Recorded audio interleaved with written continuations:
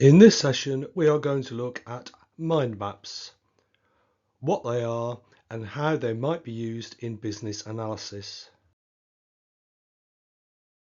So you will learn a very useful technique that will help you to document and analyse a wide range of business scenarios and problems and apply this in practice on projects.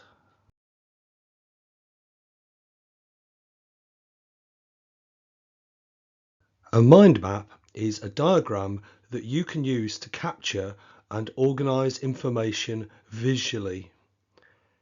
In business analysis and business generally, they have a wide range of uses for fact-finding, analysis, creative thinking, and more. A mind map is a relatively informal high-level diagram that can be done quickly and then, if needed, can be used as a basis for more detailed analysis. So they provide a good starting point. So they have a lot of pluses.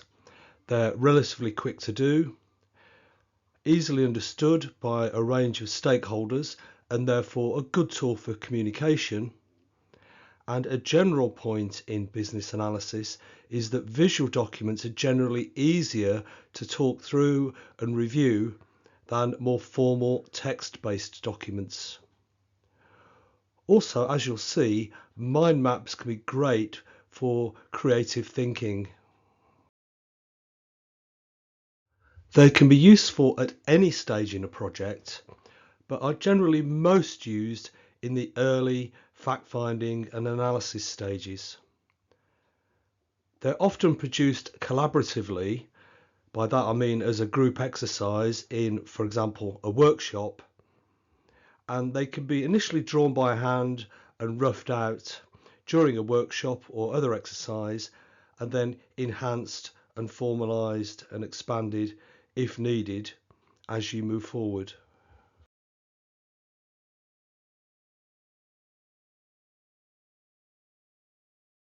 To draw a mind map, you generally start with a single concept drawn in the middle of a blank page and work out from there, adding associated ideas and images and words and adding connections between them.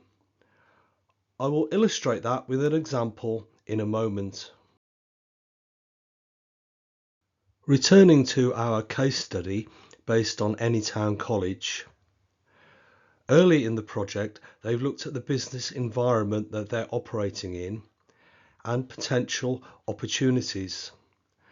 And one key opportunity they identified was gaining a competitive edge through excellence of teaching, becoming a leading college with a high reputation for good teaching. Earlier, I said that mind maps have a range of uses, including fact-finding, analysis, creative thinking, and others. We are now going to look at an example based on the fact-finding phase of a project. Imagine that you want to move forward, analyse this further, and build upon it, and understand more. So you've convened a group of stakeholders for a workshop to answer a key question in more detail. What can we do to help us move towards this business objective of teaching excellence?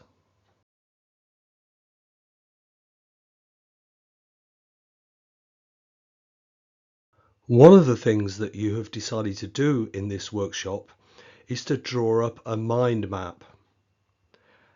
And as I said, you start with a single concept simply drawn as a shape in the middle of a blank page. In this case, teaching excellence.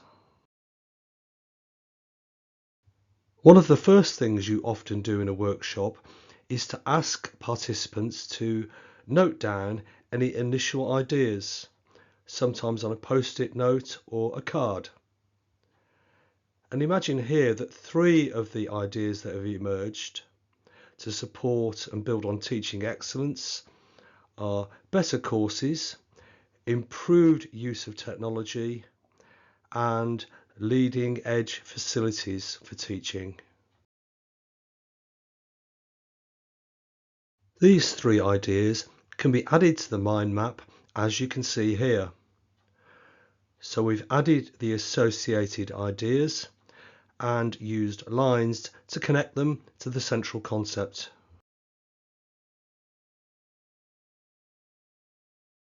Discussions with and between stakeholders continue and move on to the more human side of teaching.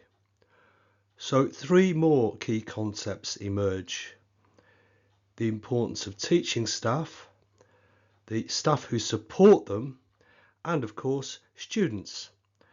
So again, in turn, they are added to the mind map, as you can see here. Sometimes you might add some additional visuals to your mind map: pictograms, pictures, icons, whatever helps. The aim is to stimulate further discussion and further ideas. These are useful sometimes, but not essential. One of the great things about a mind map is that you can keep expanding them and build on those initial ideas. For example, if the group zoomed in on the technology concept, further discussion might lead to 2 ideas that could further support excellence of teaching: use of a learning management system, IT based, or further use of online teaching. One thing worth noting is in the early stages of analysis with a mind map, we're just exploring potential ideas. We're being non-judgmental.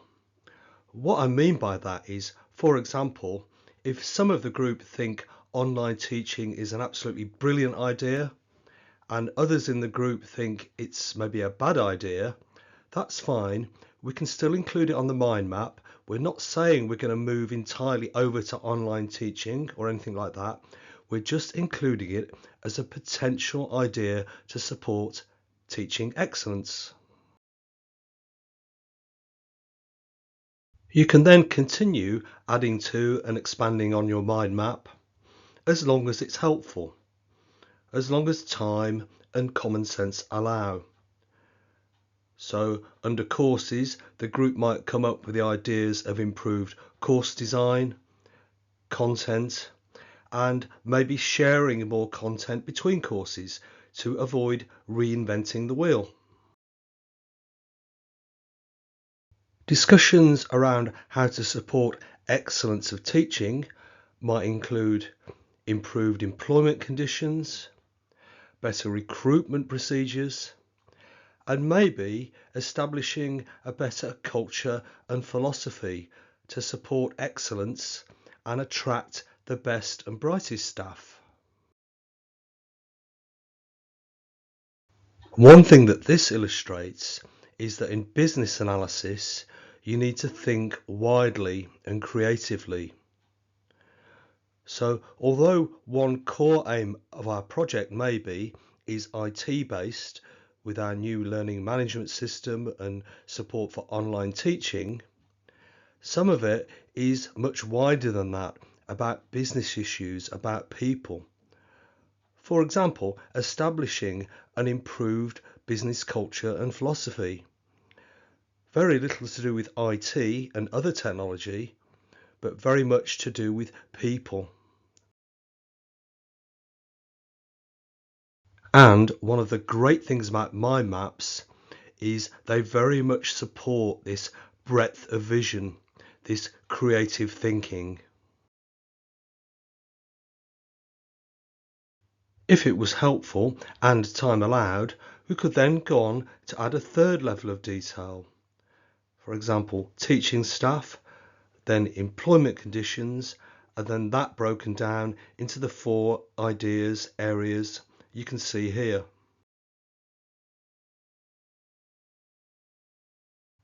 The idea of flexible employment could then be expanded upon, as could any other area on our mind map.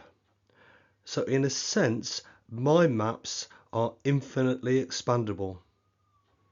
However, common sense and practicalities tell you there comes a point where you need to stop, where you've achieved your initial objectives.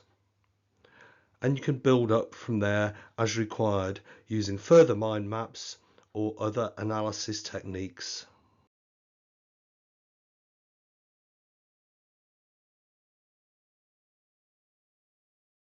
So you now understand what a mind map is, why they might be so useful for a number of applications in business analysis, and perhaps most importantly, how to draw one, so that you now have a new skill, a technique that you can apply in practice on projects.